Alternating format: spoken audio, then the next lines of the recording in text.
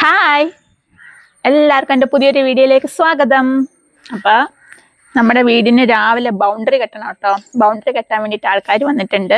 അപ്പോൾ ദേ ഇത് കണ്ടോ, ഇവിടെ നമ്മുടെ ഇവിടുത്തെ വീടിനും താഴത്തെ വീടിനും കൂടെ ചേർത്താണ് കേട്ടോ ബൗണ്ടറി കെട്ടുന്നത്.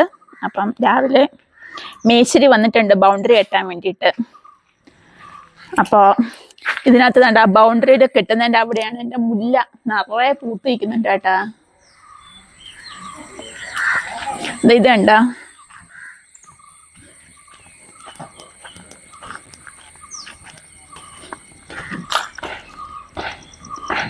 മുല്ല നിറയെ പൂത്തിരിക്കുക. ഞങ്ങള് വന്ന 2 ദിവസമൊക്കെ അതിനകത്ത് കുറച്ച് മുല്ലപ്പൂ ഉണ്ടായിരുന്നല്ലോ, പക്ഷെ ഇന്നത് നിറയെ പൂവുണ്ട് കേട്ടാ. പോവാനാണോന്ന് അറിയാൻ വയ്യ, അത് പോവരുതെന്നാണ് എൻ്റെ ആഗ്രഹം. കഴിഞ്ഞ പ്രാവശ്യം വന്നപ്പോഴും ഞാനതിങ്ങനെ പിടിച്ച് കെട്ടിയൊക്കെ വെച്ചിട്ട് പോയത്, പക്ഷെ ഇപ്രാവശ്യം നിറയെ പൂത്തിരിക്കുന്നുണ്ട്. നല്ല മണം. രാവിലെ അത് കണ്ടപ്പോൾ എനിക്ക് മാല കെട്ടി തലവെക്കാൻ തോന്നുന്നുണ്ട്, പക്ഷെ ഇന്നലെ ഞാൻ അത്രയും മുട്ടൊന്നും കണ്ടില്ല കേട്ടോ. അപ്പം രാവിലെ ഇനി ബൗണ്ടറിക്ക് വേണ്ടിയിട്ട് നമ്മുടെ വണ്ടി ആദ്യമേ മാറ്റി കൊടുക്കണം. വണ്ടി മാറ്റി വെളിയിലിടണം. എന്നിട്ട് വേണം, അവർ JCB ഒക്കെ കൊണ്ടുവന്നിട്ടുണ്ട് കുഴിയെടുക്കാൻ വേണ്ടിയിട്ട്, പാറ കെട്ടിയിട്ട് വേണമല്ലോ ചെയ്യാൻ വേണ്ടിയിട്ട്. അപ്പം അതിൻ്റെ പണി നടന്നുകൊണ്ടിരിക്കുകയാണ്. അങ്ങനെ മേശിരി രാവിലെ വന്ന് ഹിറ്റാച്ചി വിളിച്ചിട്ടുണ്ടായിരുന്നു കേട്ടോ, വാനം തോണ്ടുന്നതിന് വേണ്ടിയിട്ട്. അപ്പോൾ അതാകുമ്പോൾ പെട്ടെന്ന് കാര്യങ്ങളൊക്കെ അങ്ങ് നടക്കുമല്ലോ. പിന്നെ നമ്മളെപ്പോലുള്ള ആൾക്കാർക്കുള്ള ഏറ്റവും വലിയൊരു പ്രശ്നം എന്താണെന്നറിയോ, നമുക്ക് ആകെ കിട്ടുന്നത് 20-25 ദിവസത്തെ ലീവായിരിക്കും.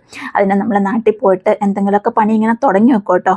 പക്ഷെ പൂർത്തീകരിക്കുന്നതിന് മുമ്പ് തന്നെ നമുക്ക് തിരിച്ചിങ്ങ് വരേണ്ടി വരും. പിന്നെ അതിൽ 25 ദിവസത്തിൽ കുറച്ച് ദിവസം ട്രെയിനിനകത്ത് പോയി കഴിഞ്ഞിട്ടുണ്ടെങ്കിൽ പിന്നെ ബാക്കിയുള്ള ദിവസമാണ് കേട്ടോ നമുക്ക് നാട്ടിൽ നിൽക്കാൻ പറ്റുന്നത്. പിന്നെ പറ്റുന്ന അത്രയും ദിവസങ്ങളിൽ നമുക്ക് എന്തൊക്കെ ചെയ്യിപ്പിക്കാൻ പറ്റുമോ അതൊക്കെ നമ്മൾ ചെയ്യിപ്പിക്കും. പിന്നെ ബാക്കിയുള്ളത് അച്ഛനും പപ്പയൊക്കെ നാട്ടിലുണ്ടല്ലോ, അവർ നോക്കിക്കൊള്ളും എന്നതാണ് ആകെയുള്ളൊരു സമാധാനം. അങ്ങനെ അതേ ഹിറ്റാച്ചി കൊണ്ടുവന്ന് വാനത്തൊണ്ടിലൊക്കെ നടക്കുകയാണ്. അപ്പോൾ ഇനി ഇത് കഴിഞ്ഞിട്ട് നമുക്ക് കൊട്ടാരക്കര വരെ ഒന്ന് പോകണം കേട്ടോ. അപ്പോൾ അച്ഛൻ പറഞ്ഞു പാലുകാച്ചിന് വേണ്ടിയിട്ട് കുറച്ച് സാധനങ്ങളൊക്കെ മേടിച്ചുകൊണ്ട് വരാൻ വേണ്ടിയിട്ട്. അപ്പം ഡേറ്റും കാര്യങ്ങളൊന്നും എടുത്തിട്ടില്ല കേട്ടോ, ഇങ്ങനെ പണിയൊക്കെ നടക്കുന്ന കാരണം. അപ്പം അതിങ്ങനെ പൊയ്ക്കൊണ്ടിരിക്കുകയാണ്, ഡേറ്റ് ഇങ്ങനെ നീണ്ടു പോവുകയാണ്. പിന്നെ അതെ നമ്മുടെ മുല്ല പിഴുത് മാറ്റി വെച്ചിട്ടുണ്ട്. അവിടെ പന്തലിട്ട് വെച്ചിരിക്കുന്നുണ്ട് ശതാവരി കിഴങ്ങാണ് കേട്ടോ. ഇഷ്ടം പോലെ ശതാവരി കിഴങ്ങ് എൻ്റെ വീട്ടിൽ. അതിനാണെങ്കിൽ വള്ളിപ്പടർപ്പിന് ഭയങ്കര മുള്ളാണ് കേട്ടോ. അപ്പോൾ അവരുടെ കാലിലും കയ്യിലൊക്കെ കൊള്ളുമെന്ന് പറഞ്ഞിട്ട് അച്ഛൻ അതൊക്കെ ഒന്ന് ഒതുക്കി കൊടുക്കുകയാണ്. അങ്ങനെ വാനത്തൊണ്ടിലൊക്കെ കഴിഞ്ഞ് കഴിഞ്ഞപ്പോഴേക്കും ദേ പാറ കൊണ്ടുവന്ന കേട്ടോ. പക്ഷെ പാറ കൊണ്ടുവന്നപ്പോഴത്തേനും അവിടെ ഭയങ്കര മഴയായിരുന്നു. രാവിലെ നല്ല വെയിലായിരുന്നു കേട്ടോ, പക്ഷെ കുറച്ച് കഴിഞ്ഞപ്പോഴേക്കും ഭയങ്കര മഴ. നാട്ടിലത്തെ കാലാവസ്ഥ ശരിക്കും പറഞ്ഞിട്ടുണ്ടെങ്കിൽ എനിക്ക് ഒട്ടും മനസ്സിലായില്ല. നമ്മളിങ്ങനെ നോക്കുന്ന സമയത്ത് നല്ല വെയിലായിരിക്കും, ഒരു 5 മിനിറ്റിനുള്ളിൽ ഇതേ പെയ്യുന്ന മഴ. അത് ഭയങ്കര മഴയാട്ടോ പെയ്യുന്നത്. പിന്നെ പോരെങ്കിലും നമ്മൾ ഈ മുറ്റത്ത് മണ്ണൊക്കെ എടുത്തിട്ടാണ്, കാരണം മുറ്റം ഫുൾ അളുപിളാന്നായി കേട്ടോ. പിന്നെ എൻ്റെ മക്കൾ ചവിട്ടിയും തേച്ചും പിന്നെ വണ്ടികാരൊക്കെ ഇങ്ങനെ വന്നും പോയിരിക്കുന്ന കാരണം ഫുൾ അളുപിളാന്ന് ചള്ള പിടിച്ച് കിടക്കുകയാണ് കേട്ടോ. ശരിക്കും പറഞ്ഞാൽ എനിക്ക് തോന്നിപ്പോയി, ദൈവമേ ഫുള്ളിങ്ങനെ അഴുക്കായപ്പം ഞാൻ വിചാരിക്കായിരുന്നു ഈ വീട് കെട്ടുന്നതിന് മുമ്പേ മതിലൊക്കെ കെട്ടിയിട്ട് വീട് കെട്ടി തുടങ്ങിയാൽ മതിയായിരുന്നു എന്ന്. അത്രയ്ക്കൊരവസ്ഥയായി പോയിട്ടോ. പിന്നെ വീടിൻ്റെ ഫ്രണ്ടിൽ 2 സൈഡിലും അച്ഛൻ്റെ ഓരോ തെങ്ങൊക്കെ വെച്ചിട്ടുണ്ട്. ഇത് കൂടാണ്ട് അച്ഛൻ പറമ്പിലൊക്കെ തെങ്ങ് വെച്ചിട്ടുണ്ട് കേട്ടോ. എല്ലാം ചെല്ലി കുത്തിപ്പോയി, എന്താണെന്നറിയില്ല. തേങ്ങയ്ക്കാണെങ്കിൽ ഒടുക്കത്തെ വില. അങ്ങനെ വീട്ടിലെ പരിപാടികളൊക്കെ കഴിഞ്ഞിട്ട് നമ്മളിങ്ങനെ കൊട്ടാരക്കര ഗണപതി അമ്പലത്തിൻ്റെ അടുത്ത് വന്നിട്ടുണ്ട് കേട്ടോ. ഇനി കൊട്ടാരക്കര ഗണപതി അമ്പലത്തിൽ ആരൊക്കെ വന്നിട്ടുണ്ടെന്നുള്ളത് ഒന്ന് കമൻറ്റ് ചെയ്ത് പറയാം കേട്ടോ. അപ്പം നമ്മൾ വന്നിട്ടുള്ളത് വിളക്ക്, കിണ്ടി ഇങ്ങനെയുള്ള സാധനങ്ങളൊക്കെ മേടിക്കാനാണ്.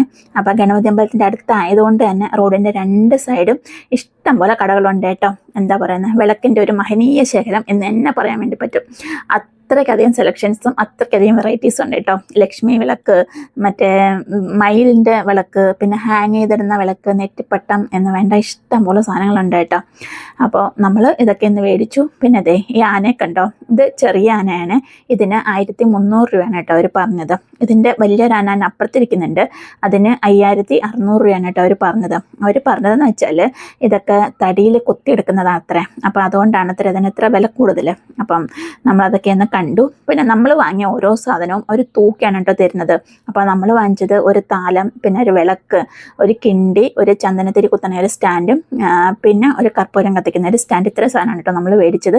ഇത് ഓരോന്നും സെപ്പറേറ്റ് ആയിട്ട് അവർ തൂക്കിയാണ് കേട്ടോ ബില്ലിടുന്നത്. അപ്പോൾ നമ്മൾ വാങ്ങിയതെല്ലാം കൂടി ഒരു 3000 രൂപയോളം ആയിട്ടുണ്ട്. അങ്ങനെ അവിടുന്ന് സാധനങ്ങളൊക്കെ മേടിച്ചു.